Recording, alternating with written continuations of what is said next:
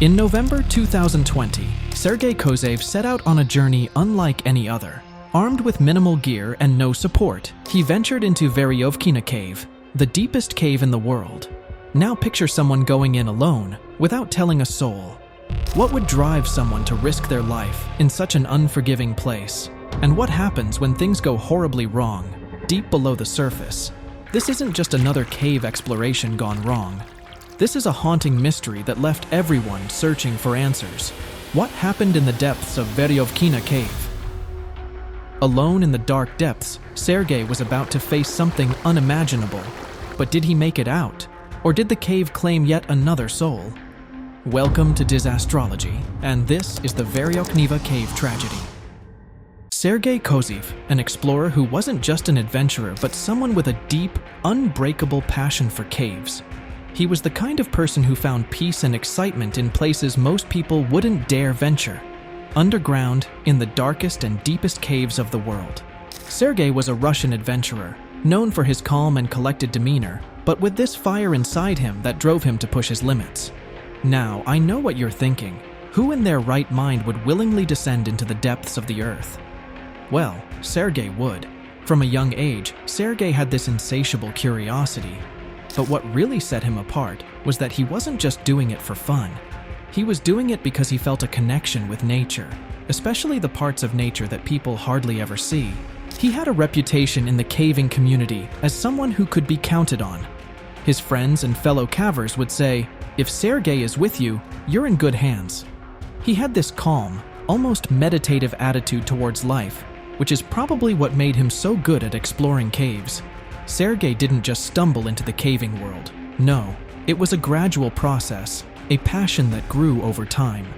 He started with simpler hikes and mountain explorations, but it was the caves, the mysterious, unexplored depths that really fascinated him. The idea of going where few had ever gone before, that lit a fire in him. For Sergei, caves were like a whole other world, an underground universe waiting to be explored. They were quiet, dark, and endless. A perfect combination for someone seeking peace and thrill at the same time. For him, it was almost spiritual. Being in a cave, completely disconnected from the outside world, made him feel grounded.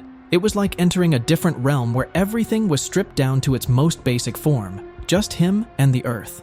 Sergei once said to a fellow caver, "Caves are the last true wilderness on earth." That was his mindset. He wanted to explore every inch of this last frontier, to be one of the few who truly understood the world beneath our feet. But as much as Sergei loved the thrill of the unknown, there was one place that truly tested his limits: the Veryovkina Cave, the deepest cave in the world. Dark, dangerous, and unforgiving. Little did he know, this cave would be the stage for his final adventure. The Veryovkina Cave, one of the most dangerous and mysterious places on Earth. It's a pitch-black, freezing cold abyss, the deepest known cave on the planet, located in the Abkhazia region of Georgia. And yeah, it's terrifying. This cave is already known for being disastrous. One of the most remarkable disasters that took place involved Perovskaya. It was the year 2018, and the Perovskaya caving team was on an expedition deep inside the Veryovkina Cave, the deepest cave in the world, mind you. And with them is Robbie Shom, a National Geographic photographer. These caves were professionals, no doubt, but even for them, this cave was something else. It's a monster of a cave system, stretching about 2,212 meters, that's over 7,000 feet into the earth, full of twists, turns, and some really treacherous spots. After a grueling 4-day trek into the deepest part of the cave, they set up camp at the lowest base camp, probably feeling a bit exhausted but pretty accomplished. They were at the bottom of the world, literally. But that's when things took a terrifying turn. Suddenly, out of nowhere, they hear this sound. And not just any sound, it was like a freight train barreling through the cave. At first, they didn't panic. They figured it was just water rushing through the tunnels, which wasn't unusual. They thought, no big deal, it'll pass through like it usually does. So, they waited it out in their camp, confident that the water would seep through the system like always. But then, things got weird. They heard a gurgling sound. That's when they realized something wasn't right. The water wasn't just passing through. It was rising, fast. They checked behind their tent and saw water pouring out of an open hole. It was overflowing, and at that moment, they knew they were in real trouble. The entire lower level of the cave was filling up with water, and it was coming for them. Now, can you even picture the panic? They only had a few minutes to grab whatever essentials they could and start climbing to higher ground. But this wasn't some simple climb. They had to go up a narrow, vertical shaft. And the worst part? They were climbing against a river of water. The Russian cavers, being seasoned pros, stayed calm. They had faced situations like this before. But Robbie Schoen? He was terrified. And who could blame him? He wasn't a cave expert. He was there to take photos, not to survive a sudden flood in the world's deepest cave. He later admitted that he'd never been more scared in his life. He genuinely thought he might not make it out. Climbing up that rope was bad enough. But the real nightmare was the choke point, a narrow passage where the water was spewing out at full force. It was like squeezing through a fire hose. Robbie had to tuck his head down just to breathe while hauling himself up through the water. He said it felt like the water was trying to push his head into his shoulders. Every second was a fight. Miraculously, they all made it up to the next camp, soaking wet, exhausted, but alive. They were trapped there for the next 16 hours, just waiting for the floodwaters to go down. By the time it was all over, the entire lower level of the cave had flooded. If they hadn't escaped when they did, they would have been goners for sure. Now, what's wild is that Veryovkina Cave has a history of being dangerous. It's not just about the depth, it's the unpredictability of the place. The caves are filled with narrow tunnels, freezing temperatures, and the constant threat of flooding like the one Robbie and the team faced. It's like the cave has a mind of its own, and you never know when it's going to turn on you. Unfortunately, this wasn't the last tragedy to strike the cave. Just 2 years later, in 2020, Sergei decided to venture into the cave. Hiking? Done that. Climbing? Yep. Marathons? Absolutely. This man craved danger, excitement, and the kind of challenges that make most people shake their heads. But here's where things get wild. His family, his wife and kids, had no idea what he was really up to. Sergei had told them he was heading out on a journey to find the meaning of life and that he'd be back in a week. That was it. No big deal, right? Just your average week-long soul-searching trip. On November 1st, 2020, Sergei packed up his gear, hopped in his car, and drove a few hours from his home in Sochi, Russia. Just getting to the mouth of the cave was no easy task. It involved a tough hike up a mountainside, but Sergei, being the experienced adventurer he was, made it using crampons and trekking poles. Once he reached the cave entrance, he was ready for the real challenge to begin. Now, here's the thing. Sergei wasn't exactly supposed to be there. You see, he didn't have permission to enter the cave or use the base camp set up by the experts, the perilous team, who knew this cave like the back of their hands. But Sergei had done his homework. He had maps, notes, screenshots, and pictures from a National Geographic article. He knew the layout of the cave and where he could stop to rest. He thought he had it all under control. He had no idea what he was in for. So, he geared up and started his descent. Right away, things got tight, literally. The first part of the cave is nothing but narrow, claustrophobic passages. We're talking thousands of feet of twisting, squeezing tunnels. Imagine trying to drag several bags of supplies through that. Sergei pushed through, reaching Camp 1 at about 1,250 feet down. This is where things got serious. The next challenge was a 500-foot vertical drop known as the Babatunda Pit. And get this, it's straight down. No ledges, no breaks, just a rope descent into a massive dark pit. The Perovo team had left ropes in place for climbers to use, but Sergei was on his own. He knew it was going to be tough, but he was confident. He reorganized his bags, left some supplies behind, and began the long, terrifying descent. Imagine this for a second. You're alone, dangling from a rope, lowering yourself into complete darkness. The only thing lighting your way is a single headlamp with a limited range. You can't see the bottom. All you have is the feeling of rope slipping through your hands, and the knowledge that one wrong move could be your last. Sergei finally made it to the bottom of the pit and reached Camp 2, located 2,000 feet below the surface.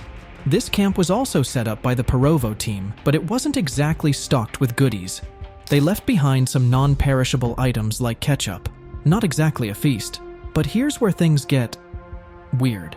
Sergei didn't just stop at Camp 2 to rest and keep moving. He ended up staying there for 6, maybe even 7 days. Why, you ask? Well, this is where Sergei realized he had a major problem. Somewhere along the way, he messed up. Whether he forgot something essential or didn't account for how tough the climb back up would be, one thing was clear: he wasn't getting out of that pit. See, ascending 500 feet back up using just your hands is impossible without the right gear. And Sergei didn't have it. He had no foot stirrups, which means he couldn't pull himself up using his legs. For days, he tried everything: rock climbing, rope ascension, but nothing worked. Each attempt left him more exhausted and drained. His food supply was running low, and the cave wasn't exactly the best place to chill out and gather your thoughts. Cold, wet, and pitch black, the conditions were brutal. He had to make a choice: stay and risk starving to death, or try to find more supplies. So, Sergei made the hard decision to descend even deeper into the cave. He hoped to find food or equipment at Camp 3, located over 3,000 feet down. It took every ounce of strength he had, but he made it. But when he got to Camp 3, it was a dead end. No food, no extra equipment, nothing. The crushing realization. At this point, Sergei was freezing, starving, and completely worn out. His only hope was to descend even further, to Camp 4, but the cave wasn't getting any easier. It was wet and freezing down there, with constant water flows and freezing temperatures that kept him in a state of mild hypothermia. His cotton clothes were soaked, and with 100% humidity, there was no way for him to get dry. Without proper gear, it was impossible to keep warm. So, what happened next? It's likely that Sergei, exhausted and freezing, succumbed to hypothermia somewhere between Camp 3 and Camp 4. Some say he may have slipped and fallen in his weakened state. Others believe he just couldn't hold on any longer and collapsed from exhaustion. Back at home, his wife started to worry. He had said he'd be back in a week, but there was no sign of him. She didn't know he'd gone caving, and when the authorities were finally alerted, months had passed. But by then, it was too late. Fast forward to August 2021, a full 9 months after Sergei had ventured into the depths of the Veryovkina Cave. The Veryovkina team was gearing up for a new expedition. When they arrived at the cave's entrance, something was off. They noticed a rope draped over the entrance ledge. And if you know anything about caving protocol, you know that leaving a rope at the entrance is a big no-no. It's dangerous because it can give the wrong impression, like someone's inviting you into one of the most perilous caves on Earth. Feeling uneasy but determined to continue, the team descended into the cave, sticking to their usual routes. As they made their way down to the first camp, they spotted some strange items: trekking poles, crampons, and a cloth backpack. These weren't left behind by the team. Somebody else had been there. As they reached the next camp, things became even clearer. The scene was a mess. Food was missing, empty wrappers were scattered about, and storage boxes had been opened.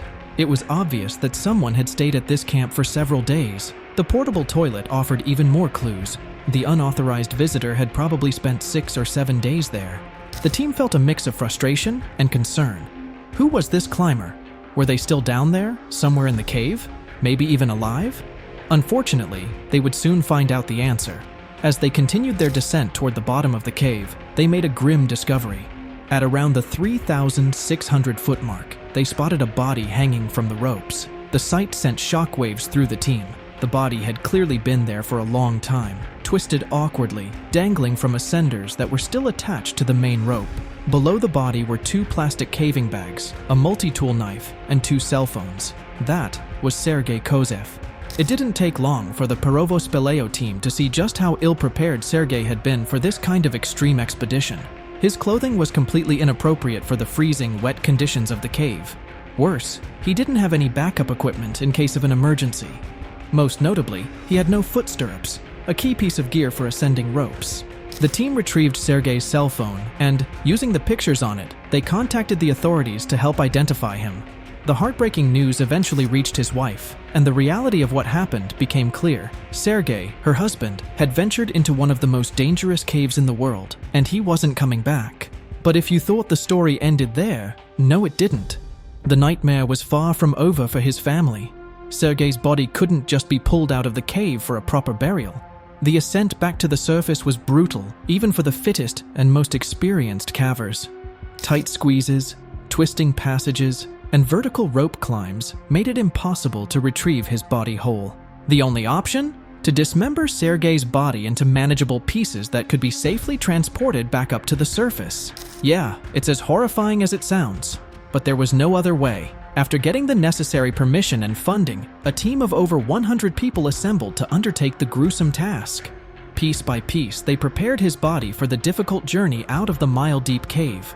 It was a long and painstaking process, but eventually, Sergei's wife got what she had been waiting for: answers, and finally, the chance to lay her husband to rest. But the big question still remains. What exactly happened to Sergei in that cave? The evidence he left behind on his body, on his cell phones, and in the camps paints a story of a man who miscalculated. His supplies, his gear, everything he had with him told a tale of under-preparation. But there are still mysteries. Did he panic? Did he make a fatal mistake? Or did something else happen down there in the dark that we'll never know? What we do know is this: Sergei Kozev attempted an incredible challenge, the kind of adventure that most people wouldn't even consider. And tragically, he paid the ultimate price. Sergei Kozev's journey into Veryovkina Cave left us with more questions than answers. What truly happened in those final moments? Was it determination or desperation that led him so deep into the abyss? As we unravel his story, one thing is clear: the call of the unknown is powerful, but at what cost? Leave your answers in the comments section below. And don't forget to like this video and subscribe to our channel if you haven't already. Thank you for watching. We'll see you guys soon.